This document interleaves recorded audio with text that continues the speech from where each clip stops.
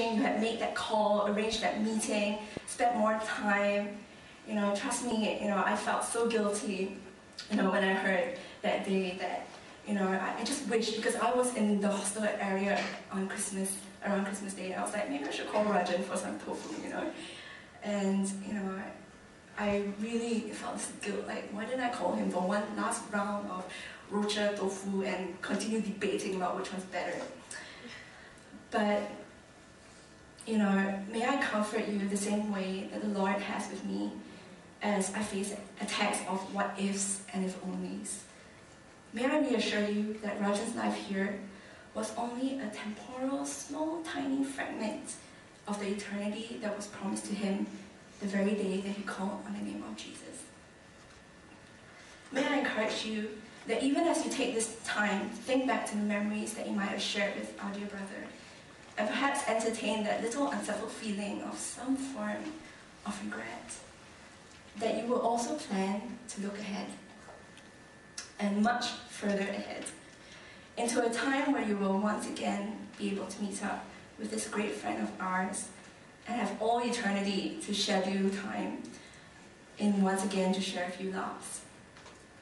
And I think eternity seems enough time for a heck of a lot of laughs. Not to mention, I would expect snide comments and social-political debates of some sort. Although I really wonder whether there will even be debates in heaven, considering all knowledge should technically be complete, but I'm pretty sure Rajan would find a way somehow to make that possible. For all you know, you might be like heaven's debating club somewhere. And maybe in the meantime, as you remember him, you might also be inspired to be that someone for somebody. Because Rajan, to me, in Campus Crusade, we have this phrase we use, that, what we want to do is to be that someone who truly follows Jesus for someone else. And, Rajan to me was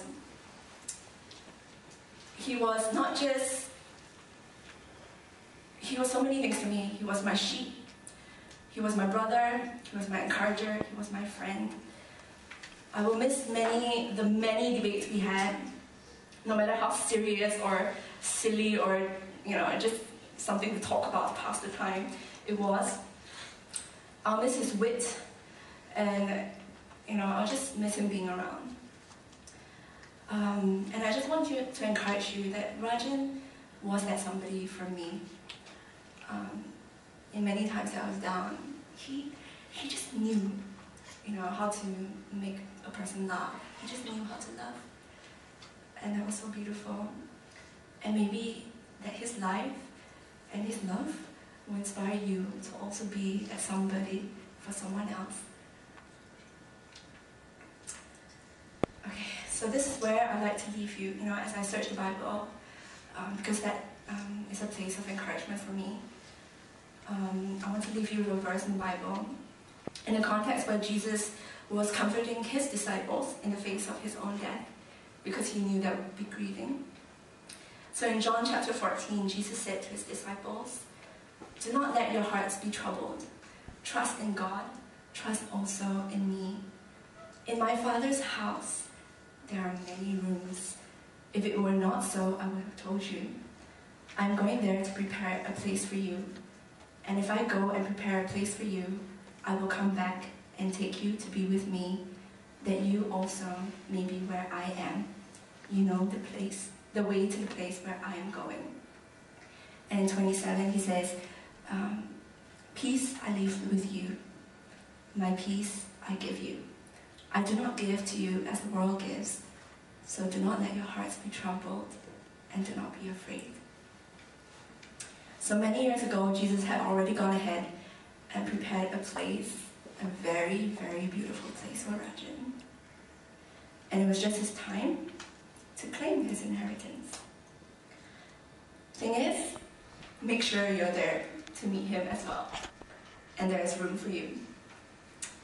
So as I close, I don't know if I'm in any position to say this, but I'd like to offer you all something that I very often offered Rajan whenever I knew that he might have been in trouble in some way. If perhaps you're feeling sad, depressed, or troubled, whether you know God or not, whether you believe there's God or not, I'd like to offer that I might pray for you or with you. If you're not comfortable talking to me or praying with me because I'm a girl, I'm sure there are many brothers or guys here who will be more than willing, maybe to just sit or listen or just pray with you or for you. Well, that's the end of my sharing. So, here's to you, Rajan. Thank you for all the beautiful memories. And I know you're in great hands. And to his family, you know that he's in very, very beautiful hands. While I wouldn't say that we were the closest of friends, he had been very important to me, especially in the beginning of my in the beginning of my stay at SMU. When I first came to SMU, I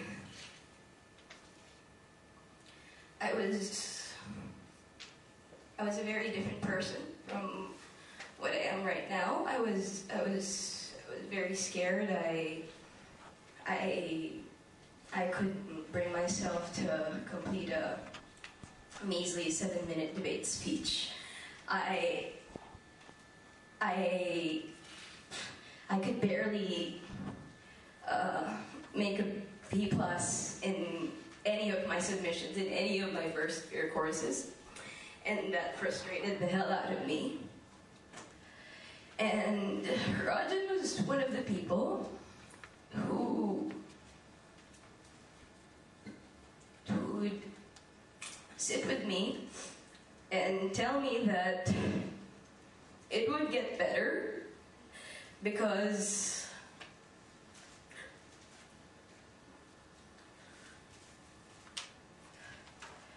because I was smart and because I was hardworking. Although we didn't spend a lot of time with each other, and I definitely did not know him quite as well as my seniors did at the SMU Debating Society.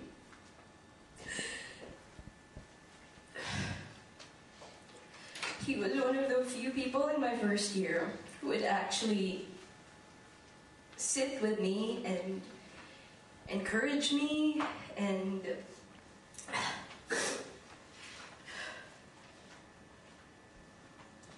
who would just be there and try and be a friend.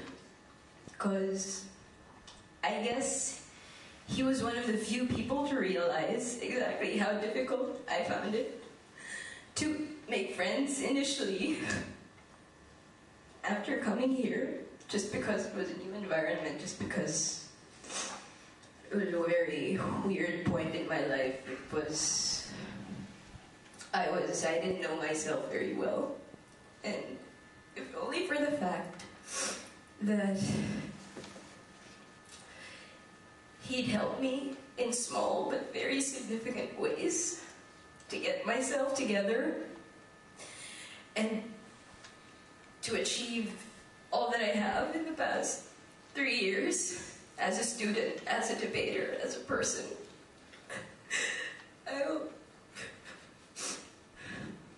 I will definitely miss him, and I certainly regret not having spent as much time with him as I probably should have. I don't really know what else to say, apart from that you didn't have to be very close to Rajan, or to see him all the time, for you to have felt exactly how good a person he was.